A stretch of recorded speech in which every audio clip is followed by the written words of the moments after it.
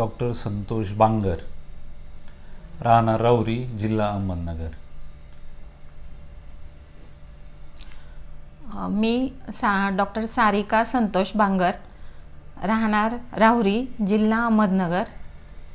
माझा मुलगा चिरंजीव अनक संतोष बांगर याने 12वीला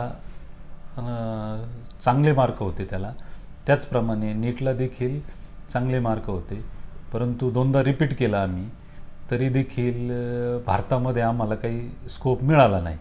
म्हणून आम्ही ॲब्रॉडचा विचार केला. ॲब्रॉडचा विचार करता करता खूप एजन्सीचा अभ्यास केला. त्याचप्रमाणे दिल्लीची एक एजन्सी आहे, त्यामध्ये सुद्धा आम्ही बुकिंग केलं, परंतु त्यांच्याकडून खूप चांगला रिस्पॉन्स मिळाला नाही. म्हणून आम्ही परत दुसऱ्या एजन्सीच्या शोधात होतो आणि अचानक आम्हाला यश ओव्हरसीज पुणे येथील संस्थेचा इंटरनेटमार्फत यूट्यूबमार्फत आम्हाला थोडासा शोध लागला आणि श्री त्रिविक्रमजी लाहोटी सरांशी संपर्क केला असता त्यांनी ॲब्रॉडची बरीच माहिती आम्हाला दिली. त्यातल्या त्यात ह्या युद्धजन्य परिस्थितीमुळं आम्हाला त्यांचं खूप चांगलं मार्गदर्शन झालं आणि देशांची निवड जी करायची आहे त्यामध्ये आम्हाला 4-5 ऑप्शन दिले त्यांनी. परंतु आमचा मुलगा चिरंजीव अनक, माझी मिसेस डॉक्टर सारिका, या सगळ्यांचं एक विचाराने आणि त्रिविक्रमजी लाहोटी सरांच्या मार्गदर्शनाखाली आम्ही रशियामधलं पेट्रोझोवोडेस्क ही युनिव्हर्सिटी चूज केली. तर आज मुलाला जाऊन 1 वर्ष झालेलं आहे. दर आठवड्याला त्यांचे जे स्कोअर कार्ड असेल किंवा प्रोग्रेस रिपोर्ट असतील तर तो मुलगा बऱ्यापैकी आम्हाला सांगतो. त्याचप्रमाणे ॲनाटॉमी आणि फिजिओलॉजीचे त्या देखील त्यांचे जे आहेत टेस्ट या देखील होतात, ओरल होतात. त्याच्यामध्ये देखील त्यांचं प्रोग्रेस कार्ड तो दाखवतो, सांगतो. तसं पाहिलं तर इतक्या दूर राहून देखील तो आम्हाला आज जवळ वाटतो आहे, कारण की दररोज रात्री त्याचा व्हिडिओ कॉल असतो.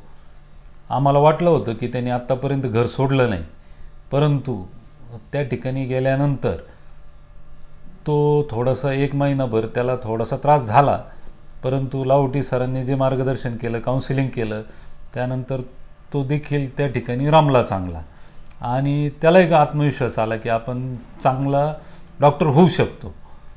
आणि हार्डवर्क जे म्हणतो आपण, भारतातली जर परिस्थिती पाहिली मेडिकल कॉलेजची, तर त्याचं जे करिक्युलम आहे त्याच लेवलचं करिक्युलम जे आहे ते देखील त्या युनिव्हर्सिटीमध्ये आहे.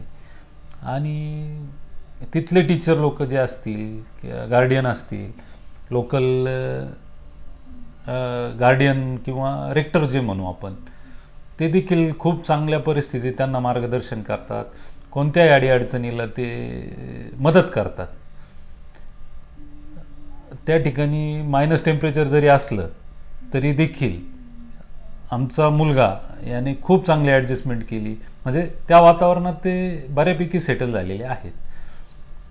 त्याच्याबरोबर जवळजवळ 150 विद्यार्थ्यांची बॅच आहे त्या कॉलेजमध्ये आणि महाराष्ट्रातले विद्यार्थी खूप संख्या आहे त्या ठिकाणी. अनेक सांस्कृतिक कार्यक्रम जे आहेत महाराष्ट्रातले, गणपती फेस्टिवल असतील, दीपावली असेल, तुमचं श्री शिवजयंती, शिवाजी महाराजांची जयंती असतील किंवा इतर जे आपले सणवार जे आहेत ते देखील ते उत्स्फूर्तपणे एकदम छान पद्धतीत साजरे करतात. आणि ॲकॅडमिकचा जर विचार जर केला, शैक्षणिक सत्रांचा जर विचार जर केला, तर प्रॅक्टिकल असतील त्यांचे, म्हणजे प्रात्यक्षिक असतील आणि इतर वैद्यकीय सेवेच्या दृष्टिकोनातून जे उपक्रम असतील ते कॉलेज खूप चांगल्यापैकी राबवते. म्हणजे आम्हाला जी भीती वाटत होती की ॲकॅडमिक करिक्युलम जे आहे तर ते भारताच्या तोडीसारखं होईल की नाही, खूप मोठी शंका, खूप मोठी भीती आमच्या मनात होती. परंतु तिथं 1 महिना 2 महिना तो राहिला. त्यानंतर बाकीच्या गोष्टी आम्हाला जशा जशा उमगत गेल्या, जशा जशा समजल्या, त्यामध्ये त्याचा खूप चांगला प्रोग्रेस दिसून आला आम्हाला. त्याच्यामध्ये खूप पॉझिटिव्ह चेंजेस झाले जे आम्हाला आमच्या जवळ राहत असून सुद्धा दिसत नव्हते ते. म्हणजे तो एक प्रकारचं व्यक्तिमत्व विकास त्याचा खूप चांगला झाला त्या ठिकाणी, कॉन्फिडन्स आला त्याला. आणि आता आम्ही दोघंही वैद्यकीय क्षेत्रातले असल्यामुळे आम्हाला म्हणजे पूर्ण अभ्यास जो आहे तो माहिती फर्स्ट इयरचा सेकंड इयरचा, तर आम्ही त्याला विचारतो, तर त्या यांनी तो आम्हाला बरोबर सांगतो की आमचं ॲनाटॉमीचं हे चालू आहे बा, बायोकेमिस्ट्रीचं हे चालू आहे. म्हणजे एक थोडंसं आम्हालाही आयडिया आली की आपल्या भारताप्रमाणे तिथेही सिलेबस घेतात ते, आणि प्रॅक्टिकल नॉलेज पण त्यांना आता थोडं ह्या वर्षी नाही पण सेकंड इयरपासनं ते देतील. आणि बाकीचंही त्यांना ऑर्गन्स वगैरे दाखवणं, नंतर प्रत्येक आठवड्याला ओरल घेणं, आणि ओरलसुद्धा एकदम म्हणजे व्यवस्थित घेतली जाते, आणि ह्या ओरलचे मार्क ते फायनल याच्यामध्ये त्यांच्या ॲड करतात. त्यामुळे स्ट्रिक्टली मुलांना अभ्यास हा करावाच लागतो. हे त्यांनी तर फर्स्ट इयरला तो इकडे यायचं नाही म्हणतोय, मी हे वर्ष तिथेच राहणार आणि नंतर तिथे हॉस्पिटल पण मी जॉईन करणार आहे म्हणे कॉलेजचं, 2-3 महिन्याची सुट्टी आहे ती, आणि पुढच्या वर्षी मग मी येईल असं तो म्हणाला. त्यावरून मग आम्ही पण सॅटिस्फॅक्शन आम्हाला मिळतंय की नाही बा आपला मुलगा सेफ आहे आणि अभ्यासही तो व्यवस्थित करतोय.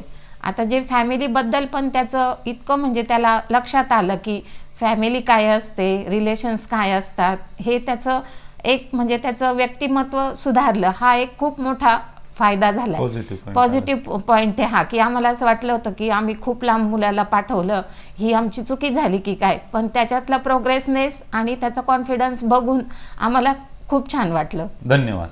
जिसके YouTube चैनल को आप सब्सक्राइब कीजिए और MBBS एडमिशन अब्रॉड की सारी अपडेट्स आपको मिलती रहेगी. Yash overseas is a official representative of many government university is Russia, Georgia, Ukraine, Philippines, Kyrgyzstan, Kazakhstan